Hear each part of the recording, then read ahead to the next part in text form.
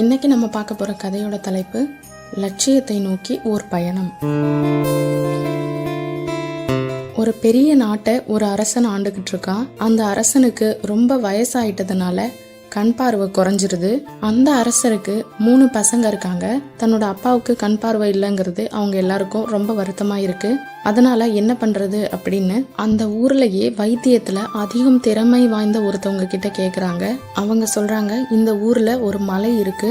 அந்த மலை அடிவாரத்துல ஒரு ஆயா உட்கார்ந்துருப்பாங்க. அந்த ஆயாவுக்கு தான் அந்த மூலிகை மலை மேல எங்க இருக்கு, அது என்ன மூலிகைன்னு தெரியும். அதனால அவங்க கிட்ட போய் கேளுங்க அப்படின்னு சொல்றாங்க. சரின்னு சொல்லி முதல் பையன் போறான். அந்த வயசான ஆயாவை போய் பாக்குறான். அந்த ஆயா சொல்றாங்க, நானும் உன் கூட தான் வருவேன், ஆனா நீ என்ன திரும்பி பார்க்க கூடாது. நான் எந்த பக்கம் போகணும் அப்படின்னு இன்ஸ்ட்ரக்ஷன் மட்டும்தான் சொல்லுவேன். அதை ஃபாலோ பண்ணி தான் நீ போகணும். மற்றபடி என்னை திரும்பி பார்த்து கூப்பிடலாம் செய்யக்கூடாது. உன்னோட கவனம் மலை மேல ஏறுறதா மட்டும்தான் இருக்கணும் அப்படின்னு சொல்றாங்க. சரின்னு சொல்லி அந்த பெரிய பையன் மலை மேல ஏறுறான். அந்த ஆயாவும் பின்னாடியே போறாங்க. அடுத்த கொஞ்ச நேரத்துல அந்த ஆயா வர்றதுக்கான எந்த அறிகுறியும் அவனுக்கு தெரியல.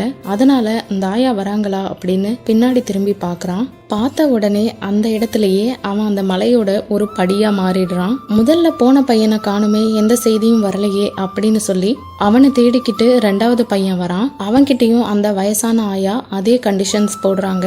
சரின்னு சொல்லி இவனும் போய்கிட்டே இருக்கான். கண்டிஷன்ஸ் போடும்போது அந்த ஆயா சொல்றாங்க, உன் எதிரில நிறைய பேர் வருவாங்க, அவங்க யாரையுமே நீ பார்த்து பேசக்கூடாது. அவங்க உன்கிட்ட பேச ட்ரை பண்ணாலும் நீ பேசக்கூடாதுன்னு சொல்றாங்க.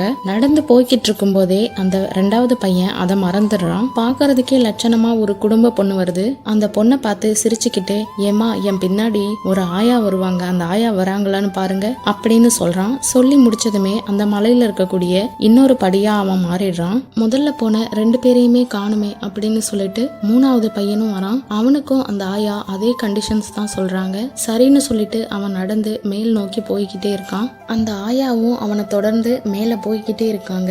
மலைக்கு மேல ஒரு இடத்துல போய் நின்னதும் அந்த மூலிகை செடியை காமிச்சு, இத உங்க அப்பா கண்ணுல விட்டீங்கன்னா இந்த சார் போய் இறங்கி அவங்களுக்கு பார்வையை கொடுத்துரும் அப்படின்னு சொல்றாங்க. அதே சமயம் உங்க அண்ணனுங்க என் பேச்ச கேட்கல, அதனாலதான் நான் கல்லா மாத்திட்டேன். நீ இந்த சாரை அவங்க மேல விட்டினாலும் அவங்க மனுஷங்களா மாறிடுவாங்க அப்படின்னு அந்த ஆயா சொல்றாங்க. அதை கேட்டு அந்த 3வது பையன் 2 கல் மேலையும் அந்த சாரை பிழிஞ்சு விடுறான். அவங்க 2 பேரும் முதல்ல மாதிரி மனுஷனா மாறிடுறாங்க. வீட்டுக்கு கூட்டு போய் அவங்க அப்பாவுக்கு அந்த சாரை விட்டதும் கண் பார்வை தெளிவாயிடுது. இந்த கதையில அந்த வயசான ஆயா தான் நம்ம மனசு நம்ம லட்சியத்தை நோக்கி போகும்போது நம்ம மனசு பல இடங்களுக்கு போகும், பல விஷயங்களை யோசிக்கும், நம்ம கவனத்தை திசை திருப்போம். அதையெல்லாம் நாம பெருசா எடுத்துக்க கூடாது.